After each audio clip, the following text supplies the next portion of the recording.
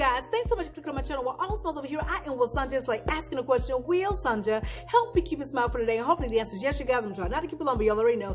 If it gets good, I'm going to keep on talking. Don't forget to like, comment, and subscribe to go to nugget today is tips for married folk. And if you're not married yet, still watch it to the end, because when you do get married, it will be helpful, okay? But before I get to running my mouth, let's go do it. Check out this manifestation jar and then we're going to talk about it, okay? I pulled out two, and the first one says, what align friends? And we'll take that all day long. Yes, we will. And last but not least says, what it's already worked out, and indeed it is. Yes, it is. Listen. Tips for married folk. First and foremost, let's just say this. The wedding and the marriage are two different things. I know when you're single, you're thinking wedding, and you got wedding in your head as if it's a marriage. Why? Because you think the happiness in the wedding is the same happiness in the marriage. The thing is, the wedding really don't take a whole lot of work. That's a few months worth of planning. Wedding is a few months, maybe at least a year or 2 years worth of planning. But with a marriage is a lifetime. It's a lifetime of learning and growing. It is. So you can't equate wedding to marriage. Wedding is just like a concert. It's a show for all your family members and friends so they can see you walk down that aisle in that beautiful gown with your tarantulas on, with your hair all done up, with your face beat and whatnot, with your claws on, right? And you all snatched up. You even got cheekbones down and whatnot. You got in the collarbone club where you can see your collarbone. You know what I'm talking about? I always say I'm in the collarbone club when I see my collarbone and whatnot.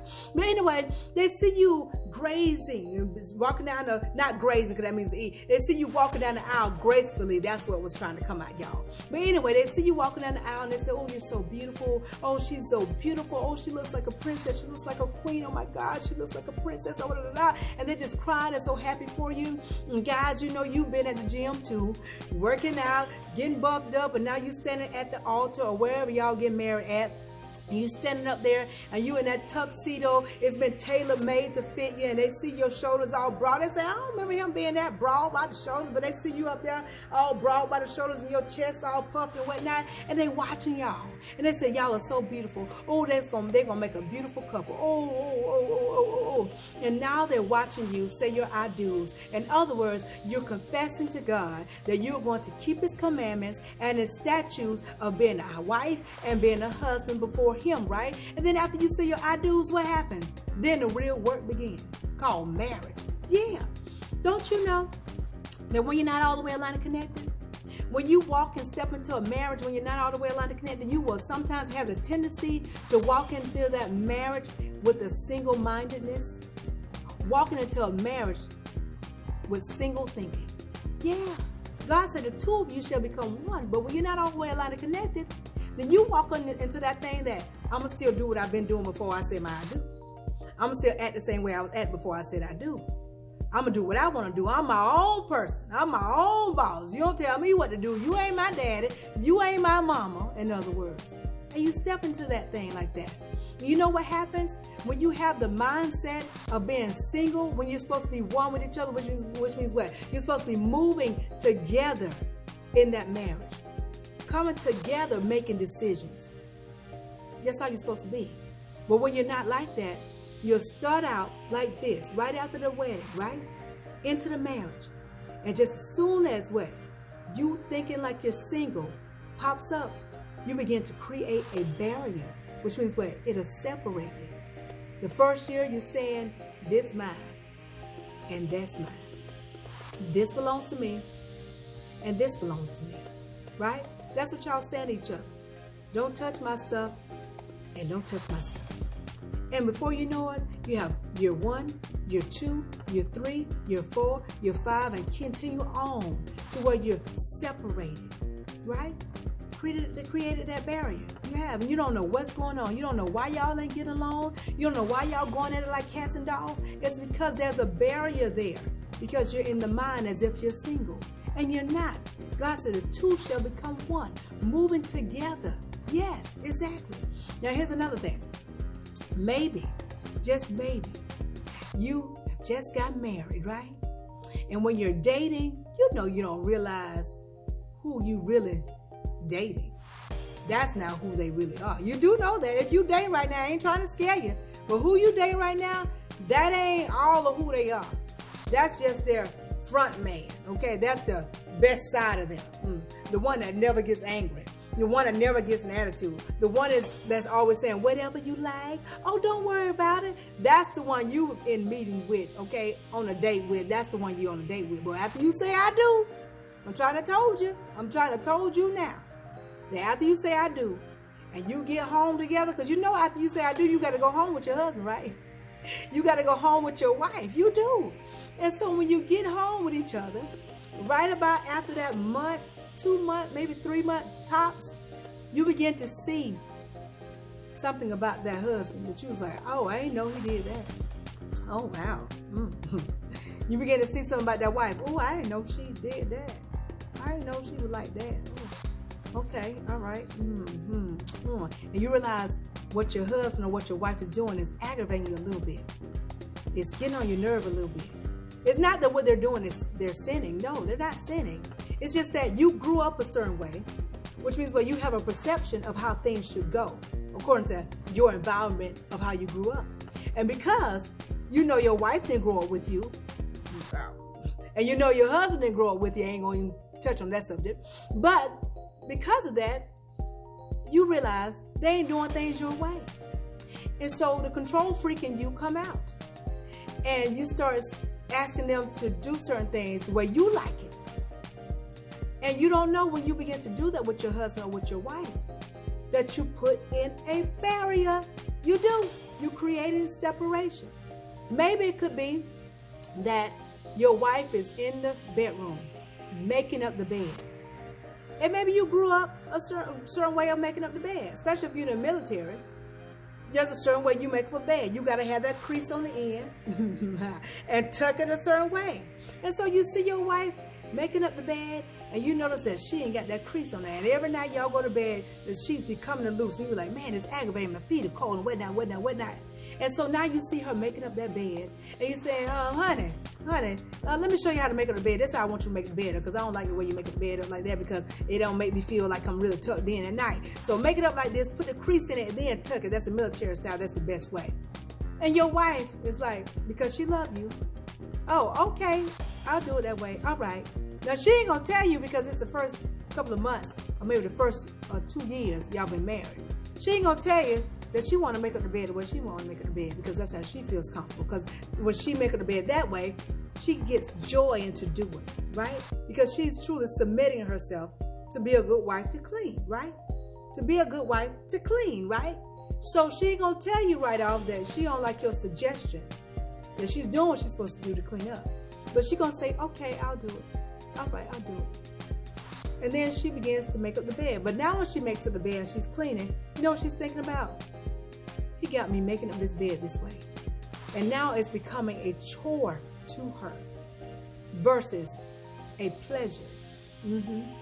Same thing for you ladies. Maybe you have fixed your husband a steak, right? And you give it to him. And after the second, third month or whatnot, he over there chowing down. I mean, really chowing down. And you realize in his chowing down, he's sounding like a horse. He just chewing and wild and smacking, and you're like, oh my God, how did I miss this when we were dating? You didn't notice him smacking and chewing like a horse when you were dating because you were in love. You were smitten. So you overlooked that. But now you're married. And now your husband over there chewing down like a horse, sounding like a horse, just smacking up something. And you have the nerve to tell him, yes you do, hey, honey bun, sugar, my love, my king, can you not chew like that? Do you have to smack? Can you not smack? Can you eat it? Can you eat a little more proper or whatnot? And so your husband, because it's a few months in the marriage, or maybe a year or two in the marriage, and because he loves you, he goes, what? Yeah, I do. I can work on that. And he goes to where but he really ain't getting the joy out of tasting his food. Because you know, people who smack when they eat, they really taste them flavors. I'm a smacker myself. Thankfully, my husband had really got on to me about that. But when I'm eating and it's flavorful, oh my God, I may have a tendency to smack and probably chew like a horse, probably so. But you are asking him to not chew and not eat a certain way and not smack. And so now when he's eating in front of you, that steak or mashed potatoes or whatever he's eating, he's trying his best to eat the way you ask him to eat, because he don't want to get you in a space where you're not happy. And when you're doing that, you're creating a barrier. Even though it's something simple as that, you're creating a barrier.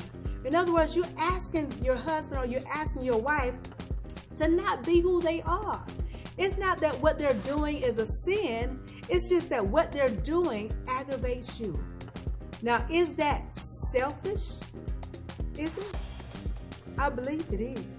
It's being a bit selfish. It's certain things, like I said, you're going to find out about your husband or your wife that you ain't going to like. But you don't try to change them because it aggravates you, because it gets under your skin. Don't try to change them. Because when you start trying to change your significant other, the barrier will form. In year 1, you'll be like this. Year 2, year 3, year 4, year 5, year 6. And you'll be at the end going, what happened? What happened? What happened? What happened? You get what I'm saying? Those are 2 tips so far. And I'm going to get on to the 3rd tip because I'm already at 11 minutes. The last and 3rd tip I'm going to give you. And if I get more, I'll come back and do a second one. But the 3rd tip is, y'all ain't going to like this, ladies. You have heard it so much. Yes, you have. You said, don't say it. I got to say it. Don't say it. I got to say it. Don't say it. I got to say it. Submission. Submission. You got to submit yourself. Submit yourself unto your husband. And submission, guys, is needed. Ladies, it's needed. It really is. And when you submit yourself, that basically means that you are taking it upon yourself to do it because you want to do it. Not because you're being made to do it, but because you want to do it. And when you submit yourself unto your husband, don't you know blessings fall upon your house? Yes, it does. When you find a submitted woman, you'll notice that her household is blessed. You'll notice there's something different about her. You said she be getting this and that. Her husband be doing a whole lot of stuff for her. Why? Because she's submissive. She's submissive. You got to be submissive. There's another word that was used. You ain't going to like this because when I heard it, I was like, wait a minute, that's harsh. They both basically mean the same thing, but this word right here, it's a little harsh because it doesn't require you to want to do it. You got to do it whether you want to or not. And that word is called subjection. Let me read it to you. When I saw it, I was like, God, no, submission is cool. Why we got to go into the word subjection, okay? But here it is, y'all. It says here, likewise, ye wives, be in subjection to your own husband. And not only does it say that, it goes down and says what? For after this manner in the old time, the holy women also who trusted in God adorned themselves, being in subjection under their own husband, which means what? They didn't have to put on no makeup, none of that. There was just subjection, and that was an ornament. And you know what? When you're submitted and you're subjected under your husband, don't you know that's the most attractive thing you can be to your husband? Your husband will see that. You can go and get the lingerie, okay? Put on a 2-piece, come out with your birthday suit on.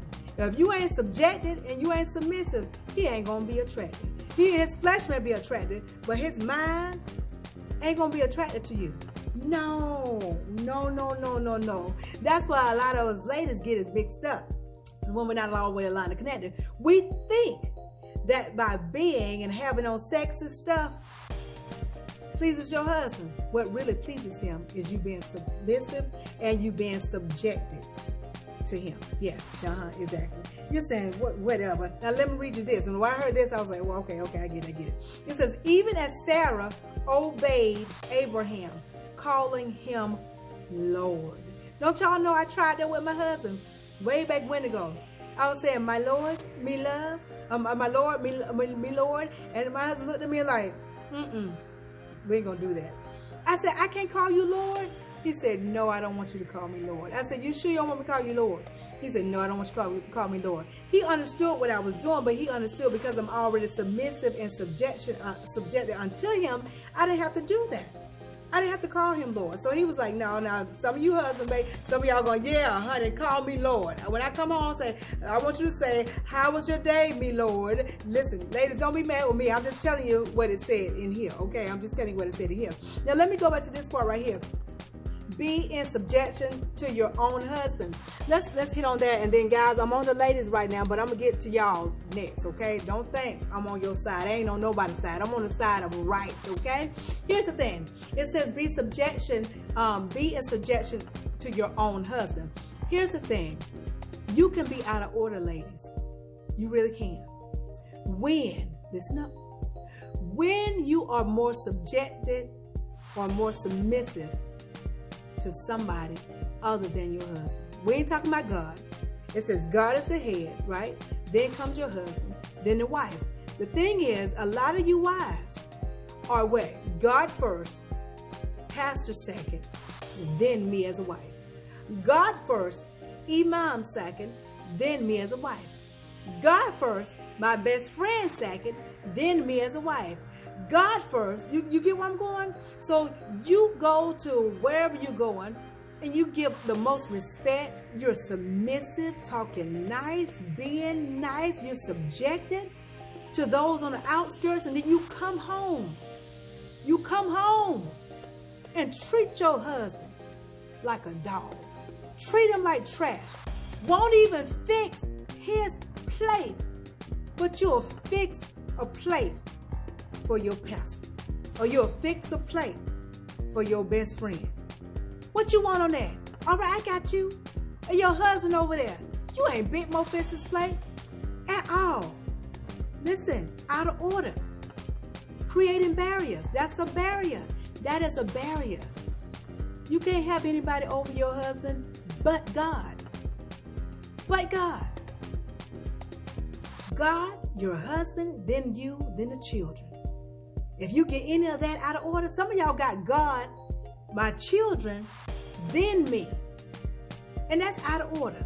That's out of order. I don't care what you think he's doing. I don't care if you say he's doing the wrong thing. I don't care if you're saying that he's out of order. You got to stick to what you committed to God in your vows. Therefore, if your husband doing something crazy, ain't doing what he's supposed to be doing, you still supposed to keep God first, your husband second, even though he cutting the food. Then you, and then the children. You still got to keep that order. You still have to keep order. You don't have the right to treat him like a dog because he ain't doing what's right. What God is moved by is in your obedience. God is moved by your obedience to him of how you treating your husband. So if you being nice to your pastor and treating your husband like a dog, you're in the wrong.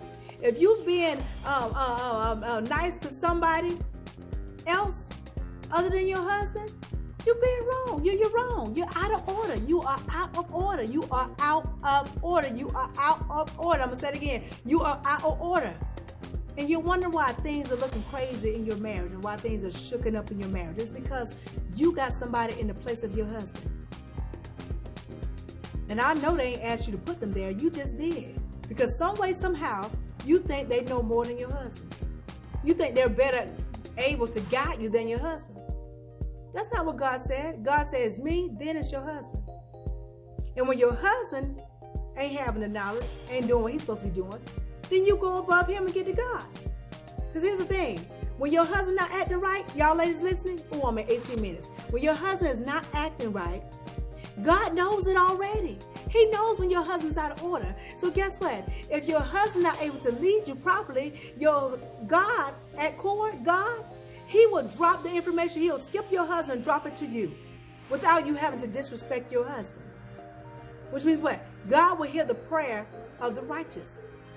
The righteous prayers, the prayers of the righteous availeth much. So if your husband is not doing what he's supposed to do and he's not in a place where he can hear from God, then God will go to the one that can hear from him and still keep your husband in leadership of you, okay? Are y'all listening to me carefully?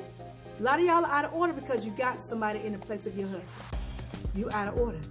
You're not in obedience. And that's why it's rocky over there. It's rocky. Now listen at this. Listen at this. Now that we talked about that, guys, we've got on the wives, okay? We got on the ladies. Again, I'm not on your side. Not on your side. I'm just on the side of right, okay? Now, guys, this is what it says about you. It says here, likewise, ye husbands, dwell with them according to knowledge. According to knowledge, which means what? Where does knowledge come from? Knowledge, wisdom, revelation, it comes from God, which is your headship.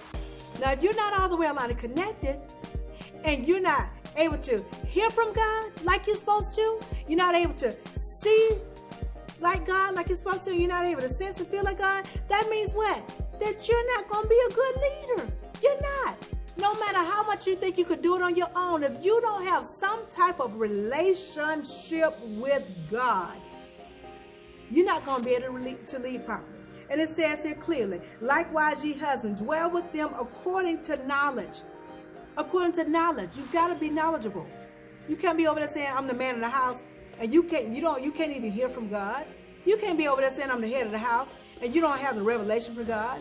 You don't know how to move your family into this place, into that place, and that place because you're blinded by your physical eyes, because your spiritual eyes aren't open. You're deaf by your ears because your physical ears are deaf, and your spiritual ears, it can't get through. You can't hear properly.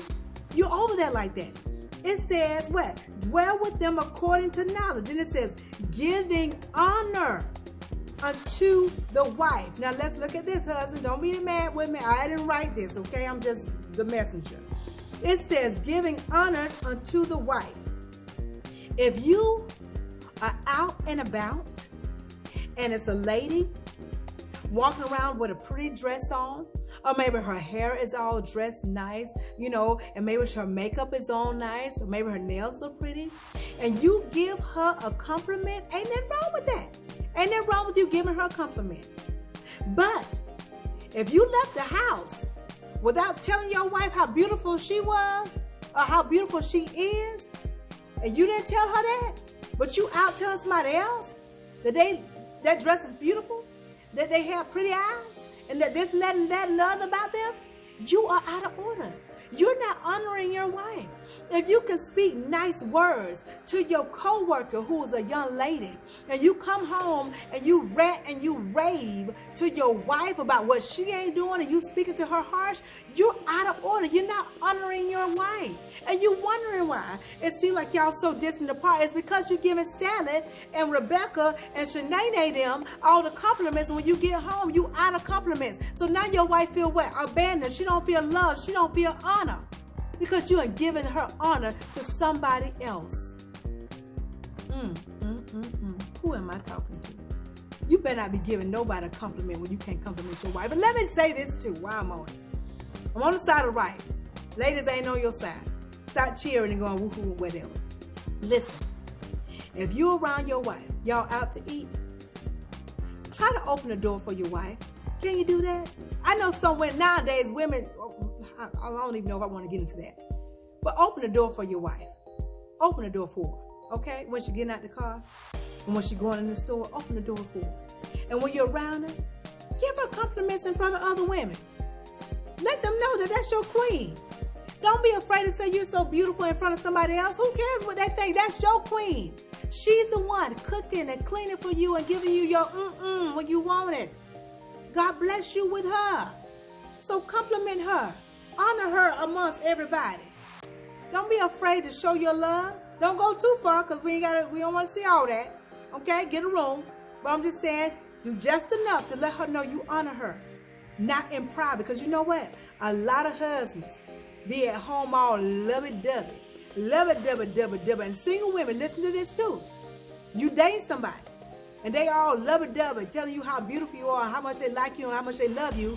But guess what? When you out in public, same for you husbands when you're at home, when you out in public, you ain't a bit more honoring your wife in front of everybody. You ain't holding her hand. You ain't snuggling her up by the hip. None of that while y'all out and about. Listen, you better grab a hold to that woman and honor her. Don't you love her? God bless you with her. God said honor her. Honor her. Let people know what you have. That's one thing I love about my husband. He honors me at home and out. If you see us be holding hands, he holding me around the waist or something, okay? It's something going on with us. We got to be touchy, feel it. Why? Because we know what we have. He honors me, and I'm submissive to him. Yes. So don't be ashamed or don't be afraid to show love to your wife while you out in public.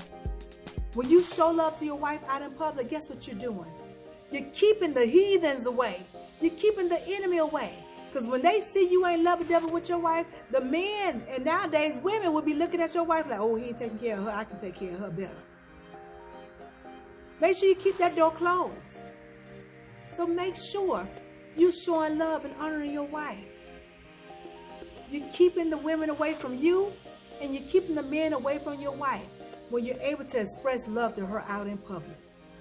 Let them see how you take care of her. Let them see how you pull her chair out for her. Let them see how you open the door for her. Let them see that. They need to see it. Some people are saying, you know, chivalry is dead, but it's not over here. I know a whole lot of other marriages where chivalry is still alive and kicking. They're doing a whole lot for each other. And I'm telling you, honor your wife. Don't be giving no compliments to no other lady and you ain't said nothing to your wife, okay? You out of order if you're doing that. You out of order if you're doing that. If you thinking it, you say, well, I don't tell nobody. But if you see a lady walk by, you say, oh, she fine. If you ain't told her, I don't care if your wife weighs 600 pounds.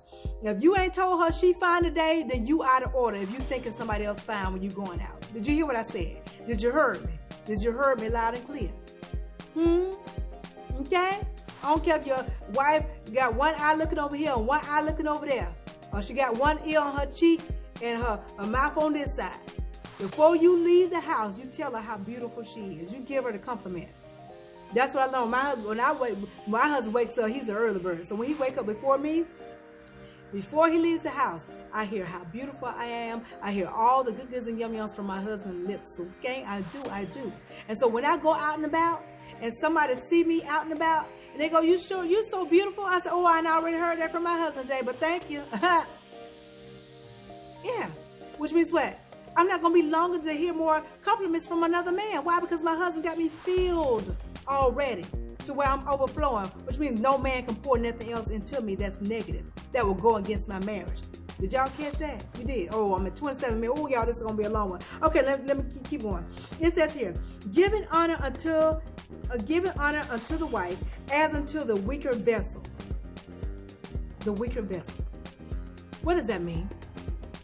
It also means that you know that she's the weaker vessel, which means what? You should be gentle with her. She can't carry what you carry.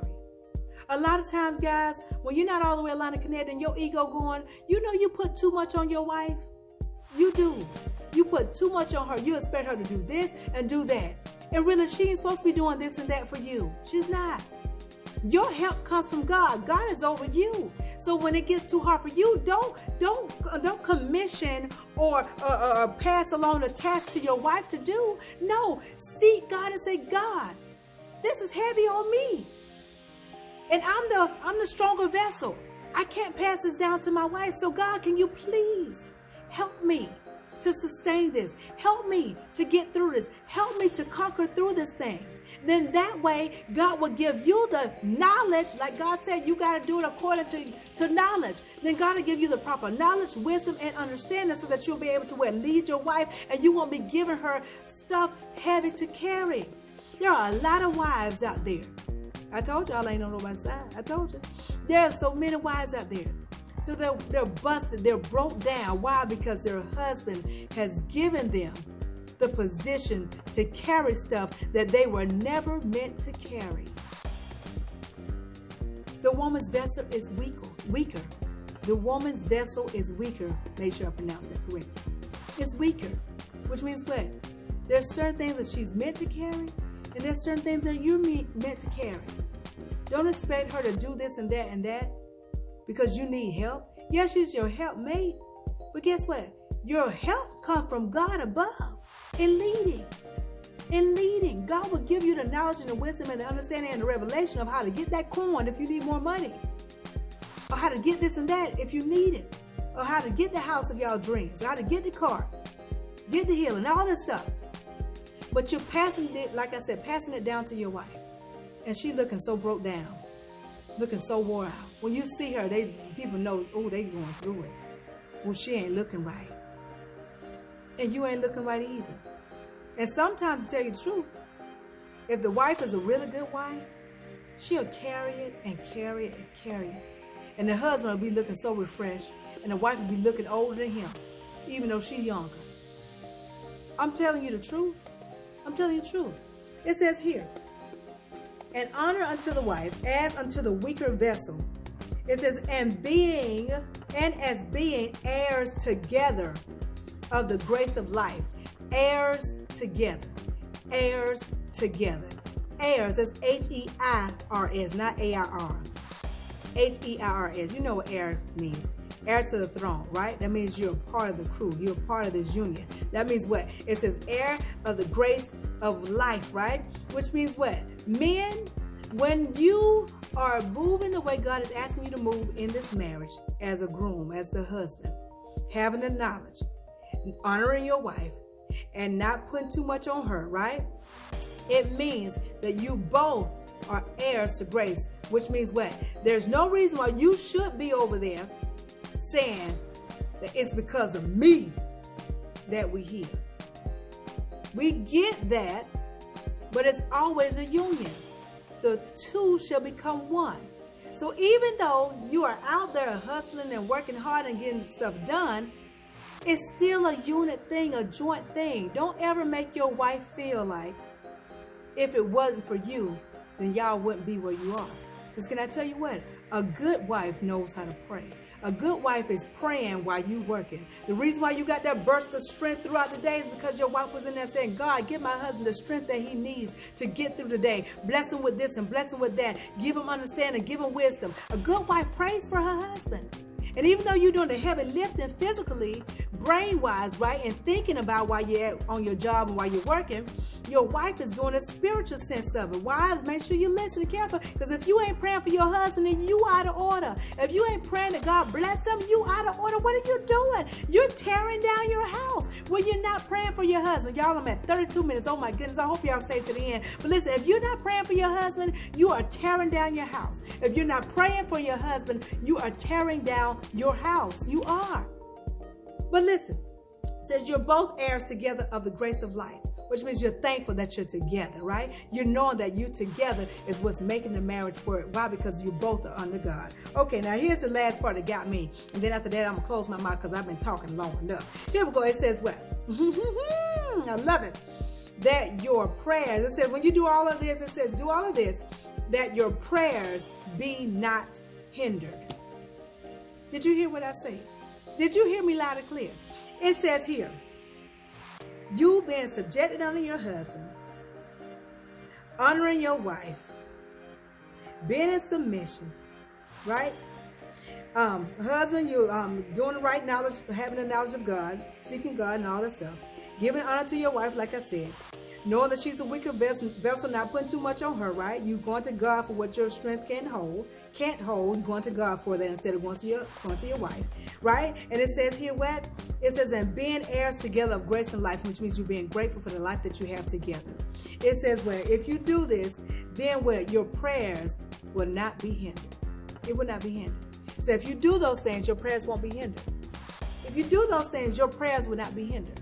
Now you have to ask yourself, okay, I've been praying and asking for a whole lot of stuff. Does it seem like your prayers have been hindered? Have your prayers been answered?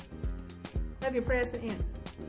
If you found yourself somewhere in those 3 tips, basically 3 tips that I gave y'all, if you find yourself somewhere in error in that, you can change it. Just start doing what you know to do right. And what's going to help you to do that is to swallow your pride, because that's what it is.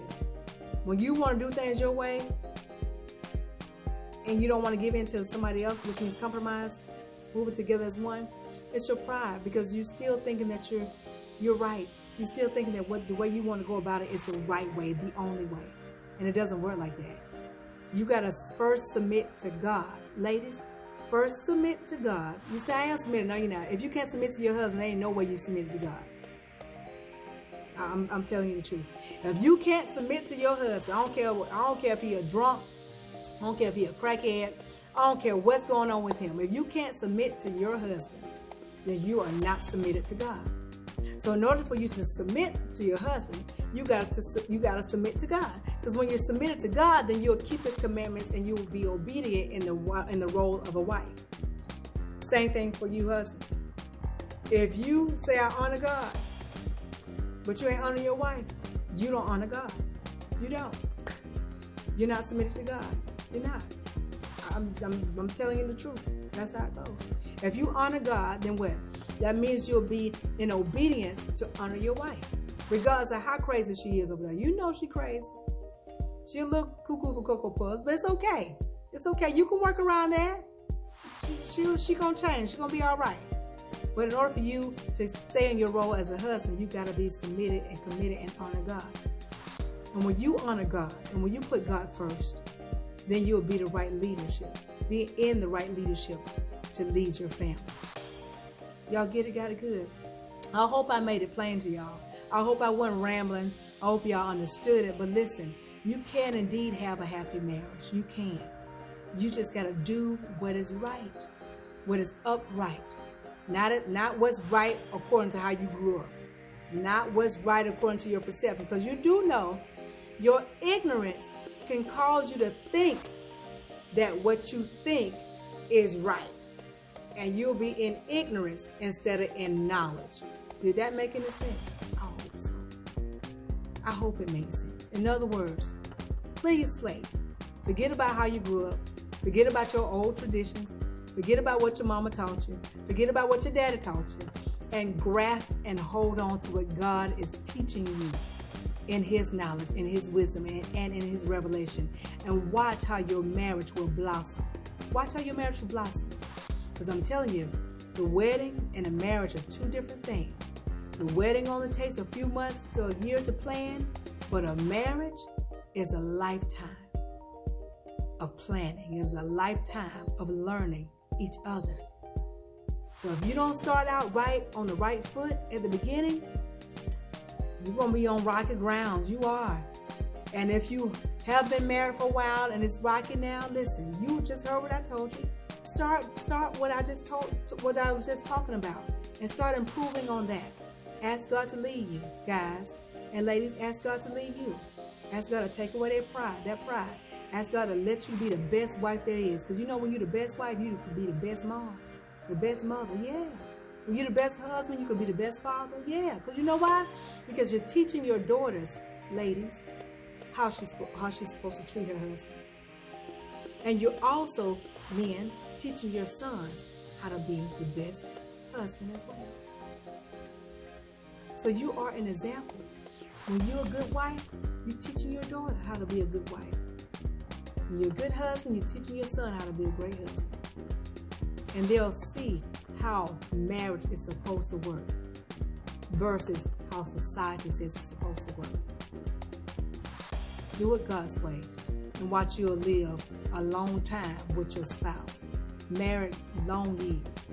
You will. According to how God wants to see you guys. As far as the length of time. I can't tell you how long you're going to be married. That's up to God.